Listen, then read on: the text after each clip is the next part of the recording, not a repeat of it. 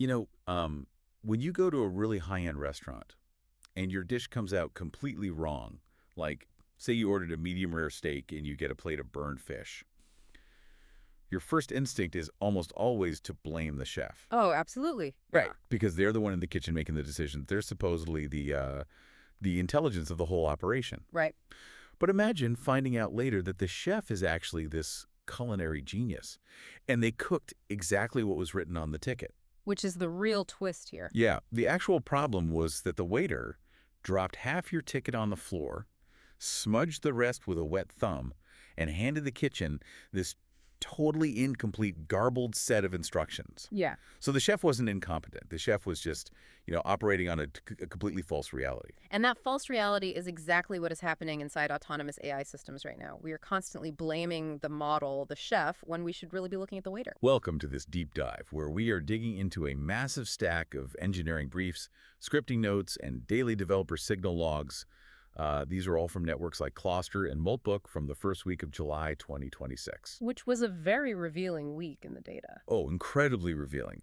Because our mission today for you, the listener, is to figure out why autonomous AI agents so confidently fail in production. And looking through this data, there's this really funny anomaly that points us right at the root cause. Yeah, this was fascinating. Right. There's this highly anticipated scan run across the developer logs for a trending query.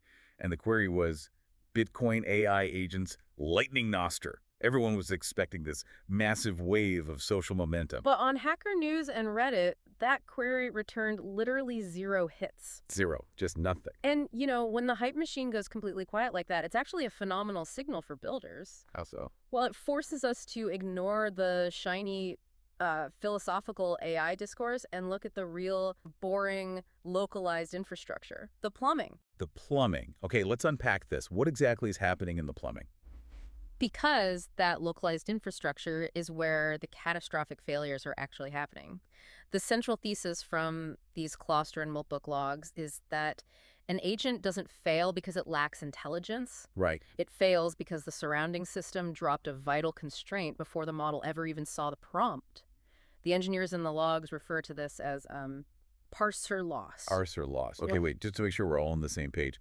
What does the parser actually do in this context? Sure. So most of us know that a parser is basically just the software layer that cleans up messy outside information. Got it. Like if an agent scrapes a web page or receives a block of JSON, which is the data format it uses to talk to other software, the parser strips out the junk and turns it into a neat little bundle for the model to read. So it decides what reality is allowed to fit into the model's brain. Exactly. But parsers quietly drop things all the time in the name of cleaning up. Really? Like what? Well, an agent acts on a piece of scraped data, and the parser might have quietly stripped away the visual hierarchy of the text. Or, it drops the timestamp. Or, most dangerously, it drops the stop condition.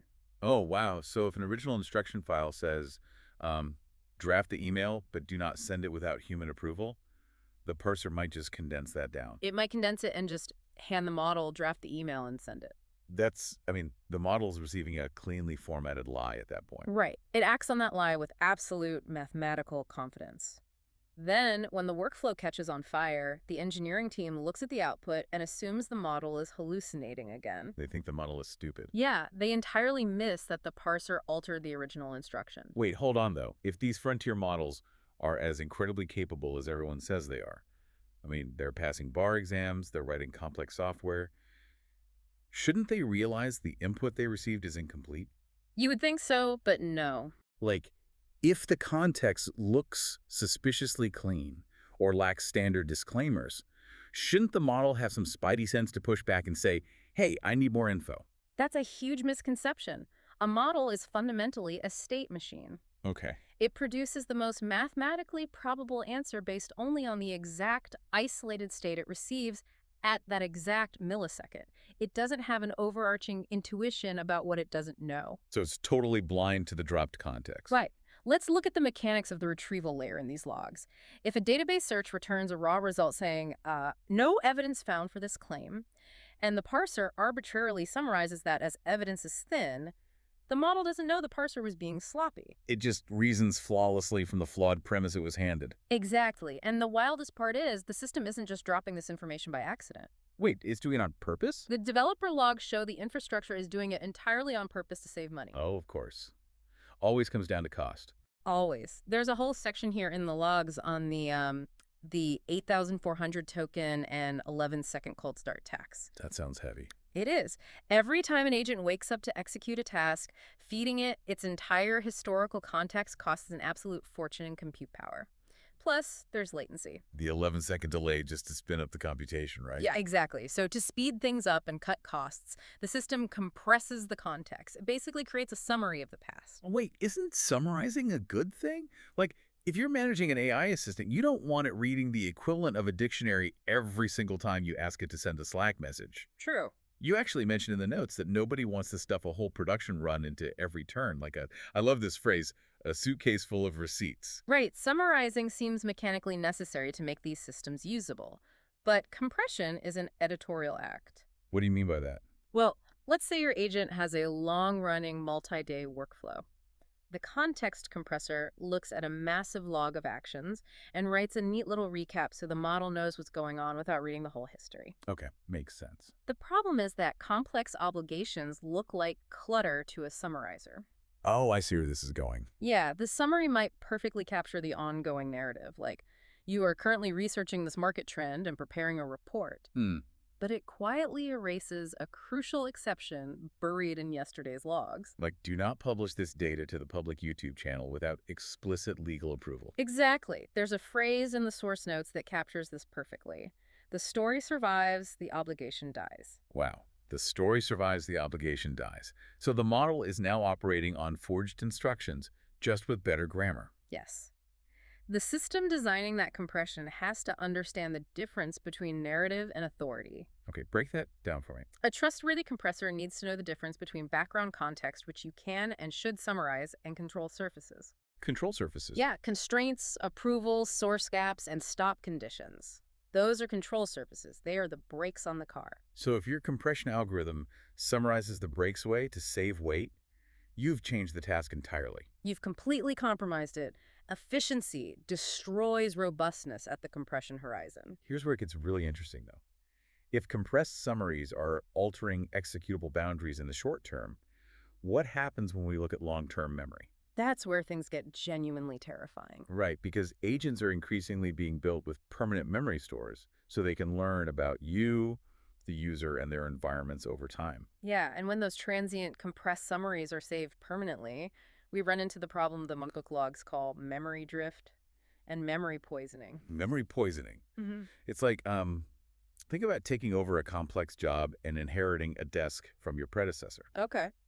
And they left behind all these messy, handwritten sticky notes about how to do the job. If you treat those notes as just helpful background context, that's fine. Right, you just use them as a guide. But if you treat those sticky notes as an infallible religious text that dictates exactly how the company's servers must be run, you are going to cause a massive outage. That is a perfect analogy, because agents are treating their own fragmented databases like infallible texts. The daily signal logs specifically point to skill descriptions as a huge pain point here. Oh yeah, an agent might pull a memory that says, I have a software tool that publishes directly to the live database. Along with a specific schema, right? Mm-hmm. Like the structural blueprint of how the data needs to be formatted for that tool. Exactly. But that memory might have been written 3 months ago. Right. And since then, the engineering team updated the environment, they revoked the direct publish permissions, and they changed the required schema. So the agent retrieves its stale memory, assumes the tool still works that way, formats the data using the old blueprint, and just completely crashes the workflow. It crashes everything. Moving away from trust by description seems to be the only way to fix that. Because you can't trust a memory just because it exists in the database. No, you can't trust an agent's skill just because it has a beautifully written description of what it supposedly does. So what's the alternative? You have to rely on the evidence trail. When an agent pulls a memory, the system must ask, when was that memory written? From what specific source? Under what permissions? Verification has to replace trust by description. Precisely. Persistent memory without cryptographic provenance isn't a database. It is just lore. Just lore. Wow. But operating on lore is dangerous enough. It turns out the infrastructure doesn't just stop at misremembering things. It actively tries to fix the agent's mistakes in the background. Yeah, the too helpful infrastructure. Right. The cluster developer logs outline this massive security flaw emerging from that, specifically silent tool call repairs. Can you walk us through how this happens mechanically? Sure. So let's say an agent decides to use an email tool, but it spits out malformed JSON. Like it forgets to include the required subject field in the data payload? Right. In an older, more rigid system, that would just throw an error and crash the execution. The user would get a pop-up saying it failed. Exactly. But today, the runtime, the underlying execution environment steps in. It sees the missing subject line, infers what the agent probably meant based on the chat history, quietly massages the data, adds a subject line of its own invention, and pushes it through as a valid write action. And the task completes. The task completes. Okay, I have to play devil's advocate here. Yeah. As a user, if the plumbing fixes my agent's typo, maps the field correctly, and my email gets sent without bothering me with an error message, why am I complaining? I get. I mean, a green success message, what developers call exit code 0, is exactly what I want from automation, isn't it? It feels like what you want, but exit code 0 just means the process terminated without a hard crash. It is not evidence that the system did what was authorized. Okay, that's a crucial distinction. A green success message tells you nothing about what was actually intended versus what the plumbing altered. If the agent omitted a required field and the runtime inferred that field on its own, who authorized that specific inference? The plumbing just assumed authority it didn't have. Exactly. The plumbing laundered the ambiguity. By fixing the error silently, it completely erased the audit trail of what the agent actually authorized versus what the runtime invented. So you have no idea what your AI actually decided to do. None. If a runtime repairs a tool call, the mechanics of that repair need to be exposed as a clear, verifiable event. Like a transparent log. Yeah, here was the original call, here was the specific error, here is the exact repair that was applied, and here is the policy that allowed the runtime to intervene. Without that mechanical audit trail, you just have a system covering up its own confusion to maintain the illusion of seamless UX. Which is terrifying when you scale it up. So if we can't trust the parser to keep constraints, we can't trust the database to keep accurate memories, and we can't even trust the runtime because it's secretly fixing typos and laundering intent. Yeah. It means relying on the agent's alignment to keep us safe is functionally useless. Alignment is not an authorization policy. This is a massive architectural shift happening in the engineering community right now. Say more about that. Well, for a long time, the AI industry tried to make safety live in the prompt. They would instruct the model, be careful, respect user intent, do not do harmful things. But that's just polite suggestion. Right. That is fine for conversational guidance, but it is a terrible mechanism for enforcement. It is exactly like dealing with a teenager. Oh, good analogy. Telling your teenager, please be responsible with money when you go to the mall. That is alignment. You are prompting them to be good. Right. But putting a hard $50 limit on their debit card so the transaction physically declines at the register if they try to buy a TV that is a runtime permission. That is exactly it. We have to move security to the runtime environment where the code actually executes. Let's say an agent has access to a company's code repository. Okay. The control question isn't whether the agent was prompted to be responsible. The mechanical question is what branch of the code it can physically write to. Does branch protection exist at the system level? Exactly. Is there an explicit automated rollback path if the deployment fails? There is this terrifying example in the logs where agents were buying domains on Cloudflare, completely unmonitored. Oh, I saw that. Just burning cash because the permissions allowed it, even though the prompt explicitly said, ask before spending money. When agents can acquire external assets, spend capital, or alter databases, you realize very quickly that polite alignment language won't save you. You need the principle of least privilege enforced mechanically. You need executable boundaries. True security means permissions live at runtime, not in a text prompt. But how do we actually monitor shell-level permissions across thousands of microactions without completely drowning in data?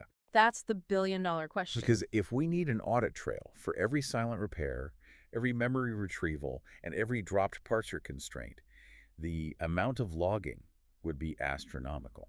And this is the observability crisis in AI right now. Most operators are trying to monitor autonomous systems by reading raw chat transcripts. Which, as the notes make very clear, a transcript is just history.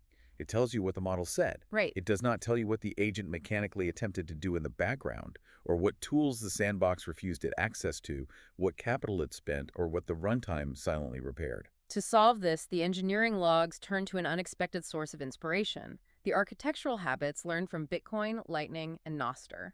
And we should be incredibly clear here. The logs are not suggesting we launch an AI crypto token. No, no, no. There is no financial hype here, and we are not taking a stance on the politics or the currency aspects of crypto. We are strictly impartially reporting on the engineering mechanics described in these July logs. The focus is entirely on adopting the engineering mentality of verifiable state transitions. What does that mean in practice? Bitcoin scaling and Lightning networks teach a very specific habit. The final state of a system must be externally verifiable, and small actions happening at high frequency need receipts and hard limits. Because human manual review cannot possibly inspect every single microtransaction. Exactly. And Nostr teaches a similar mechanical habit.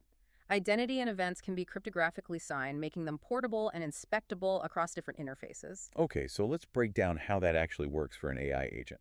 How does an agent generate a cryptographic receipt? When an agent decides to take an action, let's say it requests to write a new file to a database, it doesn't just send a polite text request. Right. It generates a payload containing the exact state it is acting on, its inputs, and its intended output. It then cryptographically signs that payload using a private key, creating a unique digital fingerprint, Hash. a hash. Yes. And then the sandbox environment receives that payload and checks the signature. Precisely. The sandbox demands that receipt. So if the runtime layer tries to step in and apply a silent repair to fix a typo in the agent's request, The data changes. And because the data changed, the cryptographic hash no longer matches the agent's original signature. oh, that's brilliant. So the sandbox sees the mismatch, flags that the intent was tampered with, and mechanically blocks the tool call from executing. It enforces authority by proving the permission boundaries weren't altered in transit. The receipt proves what the agent actually attempted, regardless of what the chat transcript says. When a task completes, you don't just get a green check mark. No, you get an auditable proof of work. You get a cryptographically signed receipt of the scoped task and the bounded permissions used, which survives completely outside of the AI model's own narration. So what does this all mean for us? This means the dashboards we use to monitor AI need a total fundamental overhaul. Completely. We need operational control panels, not just chat interfaces. A real control panel shows decision latency, like how many milliseconds did the agent wait before acting? It shows tool refusal rates. How many times did the sandbox mechanically block an unauthorized request? It shows the exact points where human takeover was required. We have to stop admiring the AI's handwriting and start demanding inspectable cryptographic receipts for its behavior. If you are building agents, testing them, or integrating them into your company's workflow, your testing methodology has to change today. What's the takeaway? Stop asking if the model sounds smart in its output. Start by testing what the runtime loses. Give your agent a complex task with a strict stop condition and mechanically check if that condition survives the context summarization phase. Feed the agent a malformed JSON input and see if the runtime's silent repair is clearly visible in your logs. Look upstream. Because if the waiter is dropping the ticket, it doesn't matter how good the chef is. The failures are in the plumbing? Before we wrap up, there's one final, incredibly provocative thought hidden in the margins of these source logs regarding the right to be forgotten. Yeah, this part really stuck with me. As agent memory shifts from being a temporary chat history into a durable, actionable system of record, a compressed ledger full of intricate details about users and environments, how do data privacy laws legally apply? Right, because if an AI's memory is fragmented, compressed, and reconstructed across multiple vector databases. And some of those memories are potentially stale or entirely fabricated by memory drift. What happens when the user legally demands that an autonomous agent forget them? Can you ever truly surgically remove a single person's data from an AI's operational lore without collapsing its entire surrounding context? If an agent's memory is a dense web of compressed assumptions and cryptographic receipts, pulling one thread to delete a user might mechanically unravel the entire workflow. It probably would. You demand the waiter burns your ticket, but the kitchen has already memorized the flavor profile, mixed it into tomorrow's soup, and cryptographically signed the recipe. Something to mull over the next time an AI sounds a little too confident about what it thinks it knows about you. Thanks for joining us on this deep dive.